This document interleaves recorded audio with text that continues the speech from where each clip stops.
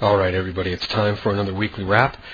I meant to get this out a little bit earlier, but I've spent the better part of the afternoon on the phone, so I'm getting it done now. Normally speaking, I like to be out of the office. What I'm going to be doing this week is something slightly different. I've been asked in the past, how do I do my analysis and how much time should analysis take? So what I want to do this week, I'm looking at a 15-minute bar because I want to go through the entire analysis from front to back, both preparing me for next week, but also what I go through for tomorrow's trading. So I'm not going to cover as much of the weekly stuff, at least at first. What I want to get through is the same type of analysis that I would normally do for tomorrow's trading. So I'm going to take this from the top, looking at today's trading and then planning for tomorrow. The key here is that I really believe trading should be something that's pre-planned and for all intents and purposes fairly boring. But most traders never get there. In fact, for most traders, I'd have to say, unfortunately, they're really just after the buzz of it. You know, they want the excitement. It's like they have Las Vegas in their house every day. But if you're really interested in becoming a pro at this, you know, you want to make consistent money.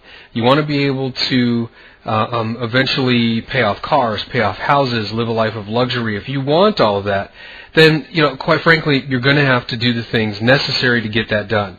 Now, it's not true that you've got to spend a decade and a half doing this, especially considering the fact that you've got the support and you have the techniques necessary to learn how to make this stuff a reality. So let's go ahead and start.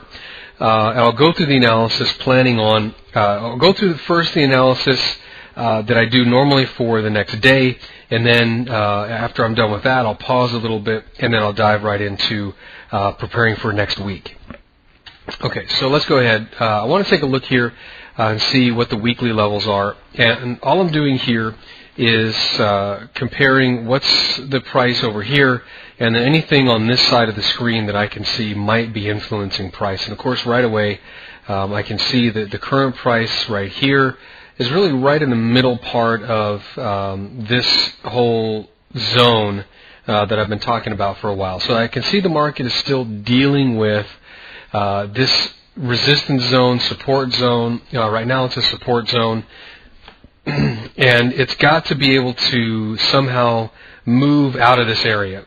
So I've got this top line here and this bottom line here.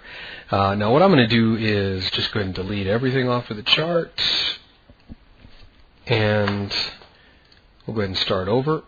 We've got this line coming over here. I'll extend that out, and then I'll just duplicate it going down. Okay, so there I've got the three lines. Now, one interesting thing, I can see that the market is making these lower lows, lower highs. Remember, I've been talking about the downtrend here, but this is as expected because the market is moving along this trading lane here. Let me go ahead and put the top on, and you can see there. So I expect the market to do this. So as long as the market is moving from one side of this trading lane to the other, I'm going to see these short-term downtrends. What I should not see are these really violent extended moves to the downside. So I can see that at this point everything is copacetic, everything's okay. So far we've only been going for a couple of minutes. One thing I do want to take note of is look at how the market is reacting off of these short-term moving averages here. Remember, this is a 200-period moving average.